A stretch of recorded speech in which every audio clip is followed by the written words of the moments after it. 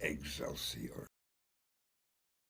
On November 12, 2018, the world lost an icon. Stan Lee, Marvel Comics' former editor-in-chief and co-creator of such characters as Doctor Strange, Daredevil, the X-Men, the Fantastic Four, and Spider-Man, passed away at the age of 95. With his charismatic smile and warm-hearted demeanor, Stan Lee and his work was admired by adults and children the world over. His admirers included former presidents of the United States and even members of the Beatles. He also left an indelible mark on television, animation, film, video games, and pop culture as a whole. An entire generation came to know him as the face of the comics industry, leaving behind a legacy for which he will be remembered for generations yet to come. In this video, we'll explore the early life of Stan Lee, his early career in the comic industry, the founding of Marvel Comics, and his later work. We will also discuss the twilight years of his life and the legacy he leaves behind.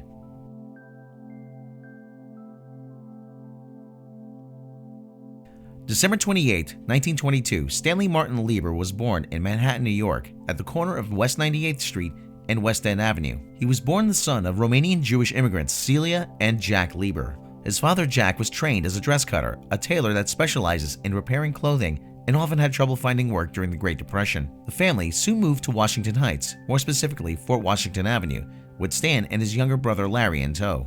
In a 2006 interview, Lee stated that his early years were spent reading and watching movies, particularly the films of the swashbuckling Hollywood star Errol Flynn, something which would greatly influence his later work. In his teens, the family was living in a modest apartment at 1720 University Avenue in the Bronx, an apartment that Lee once described as a third floor facing out back, where he and his brother Larry shared a bedroom with his parents sleeping on a fold-out couch. Lee spent his teenage years at DeWitt Clinton High School in the Bronx, which from its founding in 1897 until 1983 was an all-boys institution. It was there that he discovered his love for writing and dreamed one day of writing the great American novel. Until then, he took on various part-time jobs which included delivering sandwiches for Jack May's Pharmacy to Rockefeller Center, working as an office boy for a clothing manufacturer, ushering at the Rivoli Theater on Broadway, and selling newspaper subscriptions for the New York Herald Tribune. It was during this time that Lee would also work as a writer. He found work writing obituaries for a newswire service and press releases for the National Tuberculosis Center. When he was 15, Lee entered an essay writing competition sponsored by the New York Herald Tribune. The contest was simply called The Biggest News of the Week. Lee would go on to win the contest 3 weeks in a row, eventually sending a letter to the Herald Tribune taunting them to make him let someone else win. The Herald Tribune simply replied that he should write professionally. At the young age of 16 and a half, he graduated high school early and joined the Federal Theater Project, a program founded during the Great Depression under the Works Program Administration to fund live performance and theater projects. It was while working at the Federal Theater Project that Lee would take a job that would eventually lead him to change the course of an entire industry.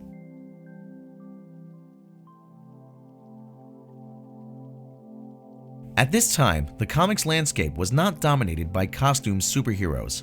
Although Batman and Superman were very popular, the majority of comic stories still fell into what was often referred to as the pulp magazine variety, a name given to the genre because of the low-quality paper they were printed on derived from wood pulp. These were often detective stories, horror, mysteries, cowboy stories, and classic-era science fiction.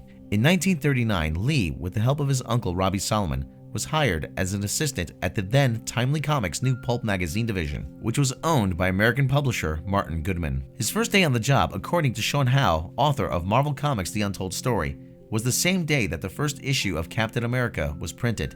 At the time, his duties at the company were mostly menial.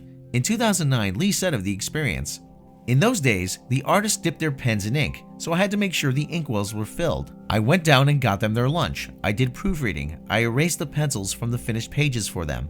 It was during that time a young Lee made his comics debut. In the 1941 Captain America issue number 3, in a story titled Captain America Foils the Traitor's Revenge, Lee served as a text filler under his now familiar pseudonym Stan Lee, a name which he adopted due to comic books being considered lowbrow entertainment at the time. As such, he didn't want his real name to be associated with them, still having aspirations to write the great American novel. It should be noted that this issue introduced what would become one of Captain America's most recognizable features, the ricocheting shield. Lee would eventually ascend from text filler to writer. In Captain America issue number 5, he co-created a new character with artist Charles Nicholas. Charles Nicholas being a pseudonym to prevent artists from claiming ownership of a character which was used by 3 different Timely Comics artists, including Charles Quadera, Charles Wachowski, and Jack Kirby. In this issue, Lee would write his first story, Headline Hunter Foreign Correspondent. The main character, Jerry Hunter, was a trench-coated and fedora-wearing Associated Press reporter covering the war in London who battled Nazis. The character went on to appear as a backup feature in 8 issues of Captain America. It was during this time that Lee created his first original character, which appeared in Mystic Comics number 6, the Destroyer. While the artist co-creator is uncertain, the pencil inker for Mystic Comics number 6 was listed as Jack Binder, and the cover was drawn by then noted artist Alex Schomburg. Former Marvel editor-in-chief and comics historian Roy Thomas said of his creation, "Stan's most popular superhero creation before the Fantastic Four was the Destroyer." Other notable characters Lee created during this time, often referred to as the Golden Age of comics, included Jack Frost and Father Time. It was in late 1941 when Lee would get his first taste of sitting in the editor's chair. Co-creator of Captain America and timely co-editor Joe Simon, along with Jack Kirby, had gotten into a dispute with publisher Martin Goodman. The pair felt that they weren't receiving their share of the profits from sales, so they left Timely Comics and went to National Comics, which was the forerunner of DC. Lee, at the age of 19, was named interim editor, a position Lee, along with later becoming art director, would remain in until 1972, when he would replace Goodman as publisher. However, by December of 1941, the US would enter the Second World War. Lee would join the US Army in 1942 and become a member of the Signal Corps, a division which manages communication for the command and control of the combined forces. During this time, he repaired equipment and telegraph poles. Lee would later be transferred to the training film division, where his official designation would be playwright, one of only 9 men to hold that title. His official job would be to write manuals, training films, and slogans. During this time, he would also do the occasional cartooning. Meanwhile, back in the States, Vince Fargo, who had worked for Max Fleischer as an animator, served as temporary editor of Timely until Lee returned from the war. Lee would also continue to write for Timely during his service. He would receive a letter each Friday detailing what they needed written, and he would send a letter back on Monday with what was needed. On one occasion, the mailing clerk forgot to hand him the letter. When he found out he couldn't receive the letter, he got a screwdriver and tried to open up the locker. He would have been sent to a military prison for tampering if it wasn't for a finance department colonel that liked him. He left the service following the end of the war without incident. It would be in the years following the war that Lee would take the company that was to become Marvel and the industry into a bold new direction.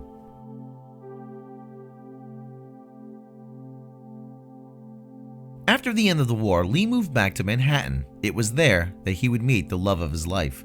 Born in 1922 in what is now known as Newcastle's Metropolitan Borough, Joan Clayton Bucock was a British voice actress and model. She had moved to the U.S. after marrying American serviceman Sanford Dorff Weiss one day after the two had met in 1943. When the war ended, she relocated to New York along with her husband, becoming well known in New York's social circles as a hat model.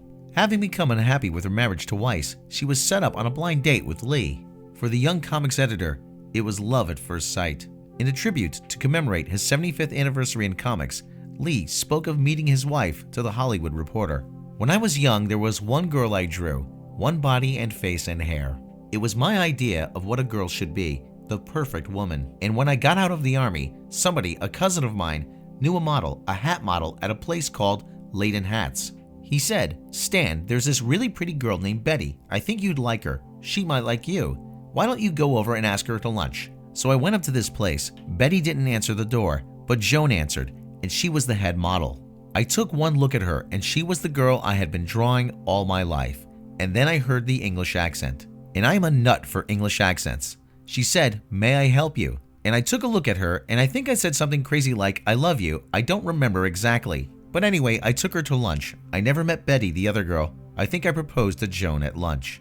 After a brief stay in Reno, Nevada, where she was granted a divorce, the two would marry mere weeks after meeting. The couple moved back to New York, where they bought a house in Woodmere on Long Island. They would go on to have 2 children, Joan Celia Lee, who was born in 1950, and Jan Lee, who unfortunately passed away 3 days after being born in 1953. Lee's personal life wasn't the only thing that was changing. Timely Comics was becoming known by its new name, Atlas Comics. Lee was also branching out into syndicated newspaper strips, teaming up with Dan DeCarlo on a comic based on a radio comedy called My Friend Irma, which starred actress Marie Wilson. Apart from the love of his life, Joan Lee, there were two other people who would have a profound influence on Lee's work with Marvel.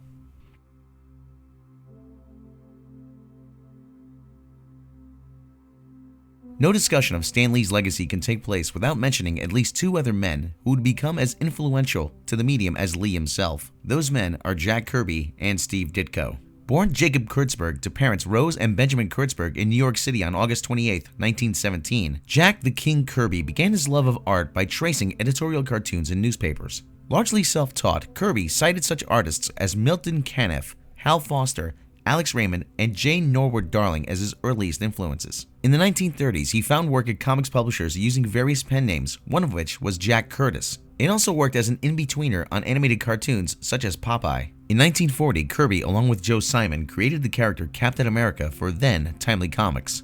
After his service in the Second World War, where his artistic talents would serve him well, drawing maps as an advanced scout, Kirby left National Comics, the forebearer of DC Comics, and had stints with Harvey Comics, his own company Mainline Comics, which lasted approximately 1 year from 1954 to 1955, and Timely Comics, along with freelancing for Archie Comics. But it was in 1961 with Marvel where Kirby would make an indelible mark on the industry. For it would be through Marvel and books like the Fantastic Four that the team of Stan Lee, with his penchant for storytelling, and Jack Kirby, with his near-limitless imagination, that readers and fans the world over would be introduced to such characters as the Hulk, Doctor Doom, the Mighty Thor, the Silver Surfer, and Black Panther. Kirby, with his love of strange and unusual creatures and visions of distant worlds, is credited with breathing life into what fans and comics historians refer to as the Marvel Cosmic Universe.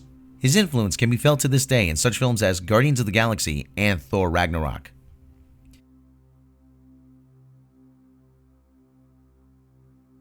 Born November 2, 1927 in Johnstown, Pennsylvania, Stephen John Ditko was the son of master carpenter Stephen Ditko and his wife Anna. From an early age, Ditko had a love of newspaper comic strips thanks to his father. It was in 1939 and the introduction of a character known as Batman that had a profound effect on him and his future. After learning that Batman artist Jerry Robinson would soon start teaching there, Ditko enrolled in the Cartoonists and Illustrators School in New York, which is now known as the School for the Visual Arts. Robinson was impressed by Ditko's tireless dedication and work ethic, which helped him earn a scholarship. It was during this time that Robinson would invite artists to speak to his class. It was during one such occasion that Ditko met then Atlas Comics editor Stan Lee. Ditko began his professional career illustrating for Stanmore Comics and had a long association with publisher Charlton Comics, the latter most famous for the character Blue Beetle and for the characters that would provide the basis for Alan Moore's 1987 graphic novel The Watchmen. After a bout with tuberculosis in 1954, Ditko took time off from working in the industry to recover. When he returned, he worked for then Atlas Comics, which would eventually become Marvel. It would be at Marvel where he would eventually, along with Lee, co-create one of the most iconic characters in Marvel and in comics history. But more on that a little later.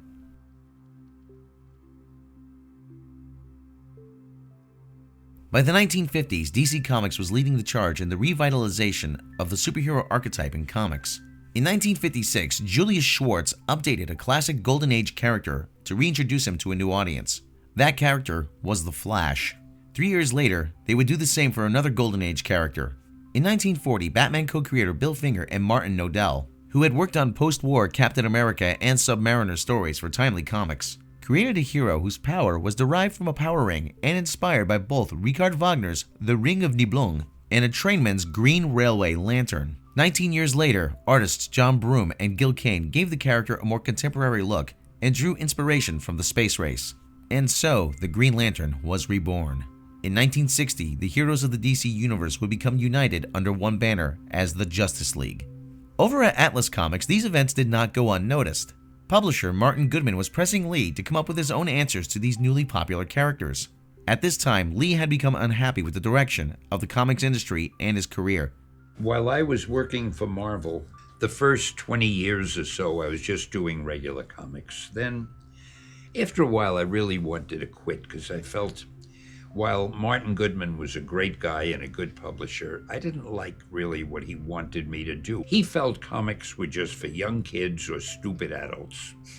And he used to say to me, remember, Stan, don't use words of more than 2 syllables, don't have too much dialogue, get a lot of action, don't worry about characterization. And that was fine. I was doing it, and the books were doing well, and I had a steady job, but it wasn't satisfying. So I really wanted to quit and try something else. And I remember Joan said to me, "You know, Stan, if you want to quit, before you do, why don't you do one book the way you would like to do it? The worst that happens is Martin will fire you, and so what? You want to quit anyway." Up until then, superheroes were perfect, flawless, gods on earth. Characters to be admired but not relatable. Lee wanted to try a different approach, one that would change the comic book industry forever. He wanted to write stories about heroes that were more relatable, with no secret identities, and had the same flaws that we did. After giving a plot synopsis to Jack Kirby about a family of scientists who venture into space, and after being bombarded with cosmic rays, return as a superpower foursome, Lee and Kirby created a family of superheroes.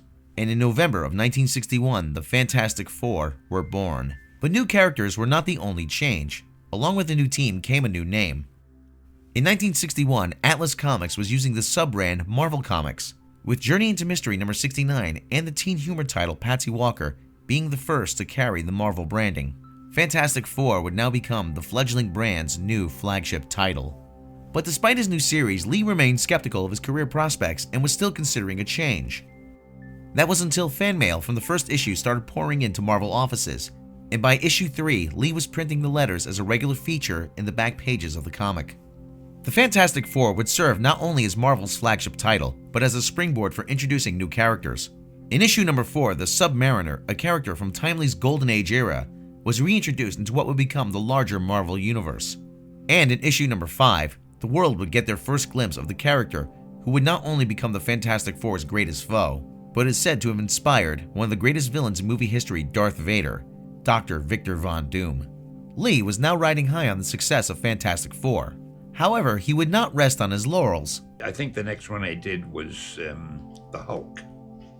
Funny thing, I wanted to get a comeback. I always liked Jekyll and Hyde, and I always liked the Frankenstein movie, the old one with Karloff. And in the Frankenstein movie, I always felt the monster is really the good guy. He didn't want to hurt anybody. All those idiots with torches were always chasing him up and down the hills. So I thought it would be fun to get a monster who was really a good guy. But nobody knew that. And to take a leaf from the Jekyll and Hyde thing, where he could change from a normal person into the monster. And I did the Hulk. Now, since the kids seem to like costumes, I couldn't think of an excuse to put a monster in a costume. So I figured I'll do the next best thing. I'll make his skin a different color. I did not think of green originally. I made it gray in the first issue. I thought that'll be scary looking, a guy with gray skin. But unfortunately, when the book came out, the gray was a different shade in every page. One page it was light gray, one page it was dark gray, one page he looked black, one page it was white, and I realized the printer was having trouble with the gray color. So when you're a cartoon editor and writer, you're like God, you can do anything. I said, I'll change his skin color. So in the next issue, I made him green. Turned out wonderful. The printer was able to do a good job with green, but more than that, it gave me a chance to come up with little cute sayings like, I called him the Green Goliath, the Jolly Green Giant, and Old Green Skin. I love using expressions. So that's how the Hulk was born. And then we were now on a roll. The Fantastic Four was a big seller. The Hulk was doing well. So Martin said, Stan, dream up another one. In 1962, Lee was brainstorming ideas for a new superhero. Keenly aware of the teenage demand for comic books, he wanted to create a character that teens could identify with. For inspiration, he would go back to the pulp magazines of his youth. Created by Harry Steger, The Spider was a pulp magazine from Popular Publications that ran from October of 1933 through December of 1943. The titular character was a billionaire playboy named Richard Wentworth, a World War I soldier who was fighting crime and living in New York unaffected by the Great Depression. The Spider's earliest costumes were a black mask, black hat, and a cape. Lee stated that he also drew inspiration from watching a fly crawl up a wall. Initially, Jack Kirby was the first artist to work on the character, but Lee and Kirby didn't see eye to eye. Lee said of the first iteration of the character, I hated the way he was doing it. Not that he did it badly, it just wasn't the character I wanted. It was too heroic. Lee then went to Steve Ditko, and the character began to coalesce around the two. In August of 1962, Amazing Fantasy number 15 featuring The Amazing Spider-Man swung its way onto newsstands and was a smash hit. 6 months later, on March 10, 1963, The Amazing Spider-Man number 1 would be published, with the book going on to become one of Marvel's best-selling titles. Although Kirby in later years would contest how much credit Lee deserves for Spider-Man, the character's influence on pop culture is undeniable. Today, Spider-Man remains not only one of Marvel's most popular characters, but one of their most commercially successful, appearing not only in comics, but in animation, movies, live-action television series, daily newspaper strips, toys, video games, and on a plethora of other products around the world.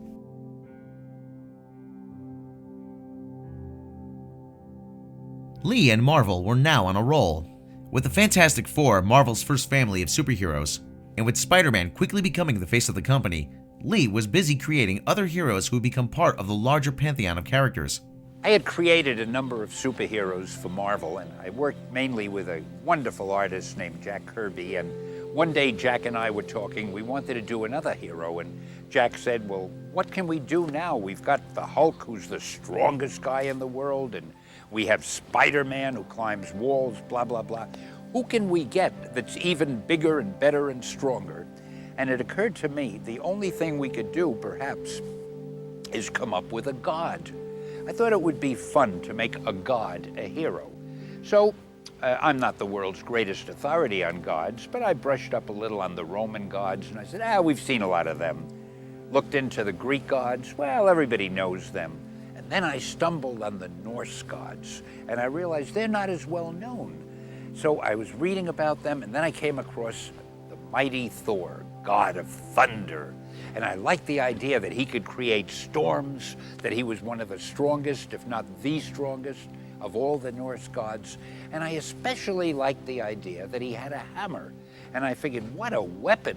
Not a gun, it's not a knife, it's not a bomb, a hammer. I'm lucky it wasn't a screwdriver. It could have been a pair of pliers. August of 1962's Journey into Mystery number 83 introduced readers to another different type of hero, this time a version of the Norse god of thunder, the mighty Thor.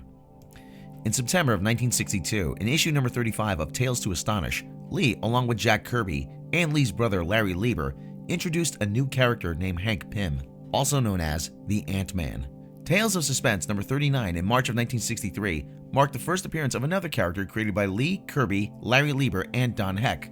Rather than basing the character on a scientist or an everyman teenager from Queens, this latest creation was modeled after wealthy millionaire industrialist Howard Hughes. That character became the invincible Iron Man. Tales to Astonish number 44, which was published in June of 1963, saw the first appearance of Hank Pym's future wife and Avengers founding member, Janet Van Dyne, aka the Wasp. The 5 characters would be brought together in September of 1963 to battle Thor's brother and frequent nemesis, Loki, in Avengers issue number 1. But there was still one team member missing. Lee wanted to bring a Golden Age hero into the new Marvel era, but the question was how to do it. In Strange Tales number 114, published in November of 1963, Johnny Storm of the Fantastic Four attends an exhibition with legendary World War II hero Captain America, who everyone thought was in retirement. In the end, it is revealed that this Captain America is actually an imposter, the villain known as the Acrobat, whom Storm had faced prior in Strange Tales number 106. The 18-page story ended with a caption stating that the story was a test, and asking if readers would like Captain America to be brought back. They did. In Avengers number 4, after the Submariner witnessed an indigenous tribe of Eskimos worshipping a frozen man, he became enraged and threw the block of ice into the ocean, where it eventually drifted into warmer waters. The Avengers, who were in pursuit of Namor, recovered the half-frozen man and discovered it was the legendary super soldier. Captain America, as it turned out, had been frozen after attempting to thwart an experimental drone that had been launched by Baron Zemo, which appeared at the time to have killed his partner Bucky. Cap had fallen into the icy waters of the Arctic Ocean and was frozen, being preserved by the super soldier's serum coursing through his veins. Soon after he was revived, he became part of the team, and the Avengers, as we now know them, were complete.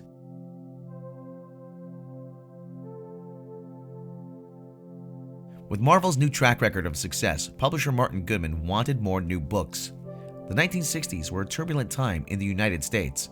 With race relations at a boiling point, the era was marked by social upheaval of the civil rights movement and the growing conflict in Vietnam.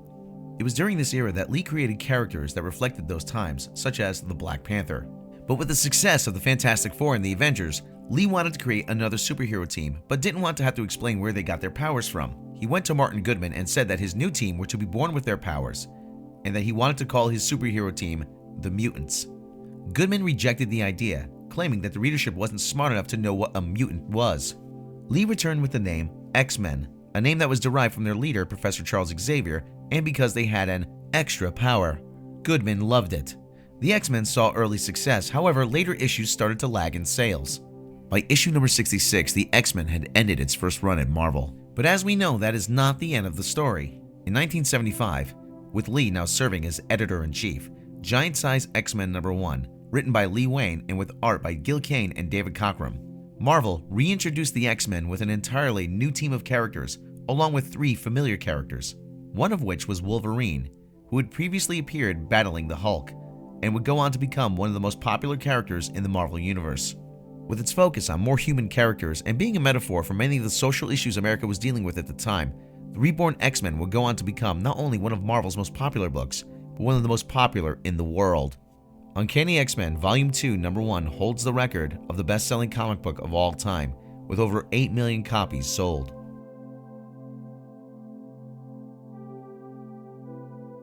In 1972, Lee stopped writing comic books and moved into the role of publisher. His last 2 issues were Amazing Spider-Man number 110 and Fantastic Four issue 125. As publisher, he would serve more as a figurehead and the public face for Marvel. He was an ambassador of sorts, not just for Marvel Comics, but the entire comic book industry. Marvel's day-to-day operations were handed over to individuals such as Roy Thomas, Jim Starlin, Steve Englehart, and countless others. These people would continuously build on Lee's success and bring Marvel to lofty new heights in the years to come. Lee began attending conventions across America, something he would continue to do for the rest of his life. He also began to give speeches and lectures at colleges. Lee's final collaboration with Jack Kirby was The Silver Surfer: The Ultimate Cosmic Experience, considered Marvel's first graphic novel. In 1981, Lee moved to California to bring Marvel Comics to the big and small screen. On occasion, he would work on a comic story, such as the Judgment Day graphic novel. Lee was briefly given the role of president of Marvel, but quickly stepped back to publisher since he hated doing numbers and finance. In 1989, Lee made his first ever film cameo in the TV movie Trial of the Incredible Hulk. Though he had made appearances in the comic form, this was his first time in front of the camera. Many more would follow. Lee would step away from regular work at Marvel in the 1990s and create an internet-based superhero studio called Stan Lee Media alongside lawyer Peter Paul, a lawyer who it would later surface was guilty of manipulating stock, something Stan Lee himself was not implicated in. After declaring bankruptcy in 2012, Stan Lee Media would eventually return, this time as a famously litigious company whose business model revolved around suing everyone and everything that had something to do with Marvel rights, trying to obtain them, which they always failed to do. Despite the name, Stan Lee had no involvement with the company whatsoever.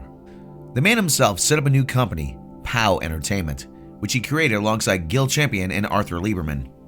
Lee personally created the animated superhero show Stripperella during this time, but between the risque premise and a lawsuit from a stripper claiming original ownership, the show only lasted 1 season. The mid to late 2000s was a very prosperous time for Stan Lee and Marvel as a whole. Since 2005, Marvel had been attempting to create a shared cinematic universe with its characters, even though the movie rights to some of their more popular characters had been sold off to different studios following their 1996 bankruptcy. This was the brainchild of producer Kevin Feige, who was also a self-admitted Stan Lee fan.